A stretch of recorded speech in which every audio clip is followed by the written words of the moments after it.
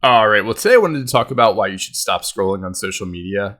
Social media has pros and cons to it. It allows you to stay in touch with friends, it allows you to connect with people you would have never met, and it allows you to consume content that could be very meaningful in your life and can really help you level up. But I think using it too much can really fuck with your mental health, make you play the constant comparison game, and it just make you dumber in general. And I found that when I stopped scrolling endlessly on Instagram and stopped watching a ton of YouTubers, and I switched to only hopping on Instagram to post a good travel photo or logging into YouTube when I post a video, I just feel much better from a mental perspective. So here are the reasons why you should limit your social media use. Number one, scrolling endlessly on Instagram and TikTok is just honestly a complete waste of time.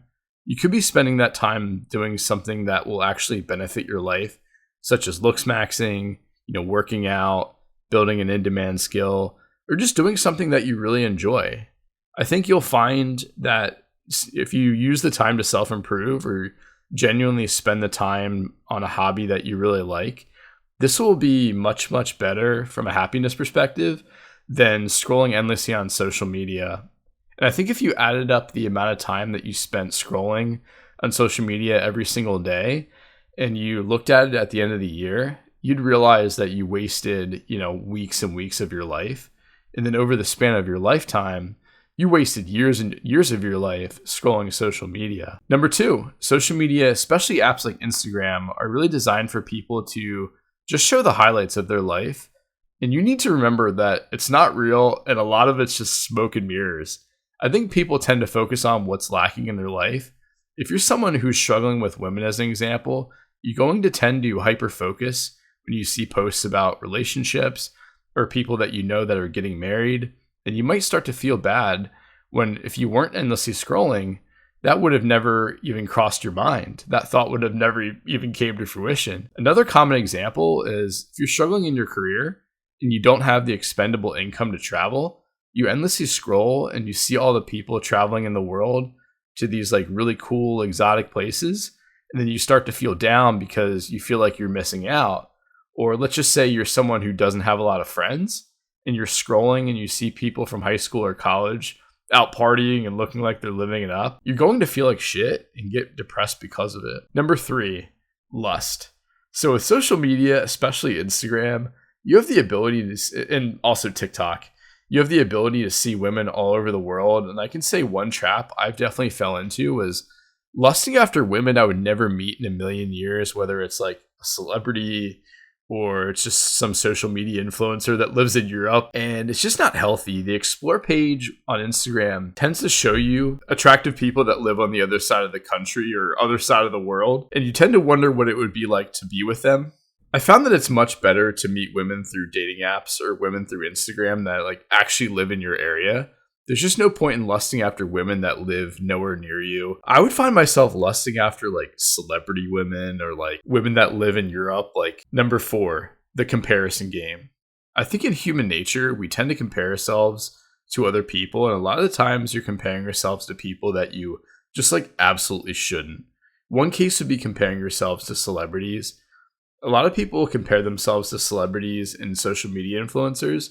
And they tend to see this like unrealistic lifestyle that only like 1 in a million people are actually living. And it just like makes you feel like your life is shit in comparison. People compare themselves to social media influencers. They might see them partying on a yacht or in a mansion or driving a nice car or with a super hot girlfriend. None of those things might be even real behind the scenes. A lot of social media influencers, what they'll do is they'll get like 10 or 15 of their buddies to rent a yacht for like literally 2 hours, and they'll hire a professional photographer to take a ton of photos so they can endlessly post for months. They'll get a shit ton of content so they can post for months and act like they're living this like baller lifestyle every day. Also for guys driving around in exotic cars, most of the time, like if you want some game, a bunch of dudes, usually it'll be like 6 guys, they'll put their money together to rent out a Lambo or Ferrari for a month, and they get as much content as they can. But the other 11 months, they aren't riding around in an exotic car. And then there's a lot of guys that will post, girls at the nightclub. Like they might be, a few of their buddies will be with like 10 or 12 girls in like a nightclub section. And it's interesting. A lot of the time is like a lot of those girls, they don't want to be there with those guys. And a lot of the time they're getting paid to be there. And they're just putting up with those guys because they're getting free content. And a lot of the stuff that makes people jealous on social media, it's just smoke and mirrors at the end of the day. You could be living a pretty successful life, but nothing too crazy. And you're comparing yourself to a fake lifestyle that people try and portray. I also think guys and girls tend to compare themselves to these like super, super good looking guys or girls that are like 0.0001% of the population. They were just like genetically blessed, and it makes them feel like super insecure. And oftentimes a lot of these super good looking people, some of them had like a ton of plastic surgery to achieve those looks, especially the women.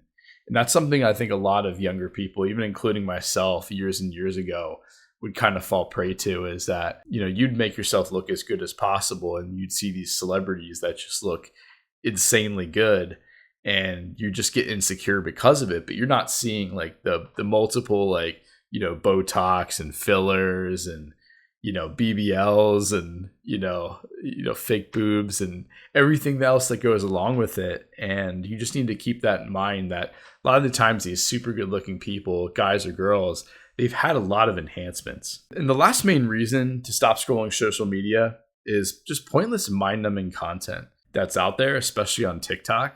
A lot of it is like pointless 30-second videos, might be on like, you know, might be a prank video or might be a video like ranting about politics. A lot of the time it's just like very incoherent and useless information that's actually not going to help you. It's interesting because with TikTok in China, they actually only show educational content to their citizens. Whereas in the US, the vast majority of the content on TikTok is like very mind-numbing content that literally serves no purpose and just makes you a lot dumber. And I think the biggest advice that I can give with social media is to try and use social media in a way that will benefit you and give you a healthy view towards it. So that can be learning a new skill on YouTube. You can learn how to look smacks better, or you can just devour educational content that will just make you a smarter person. Like, I like to listen to a lot of finance content.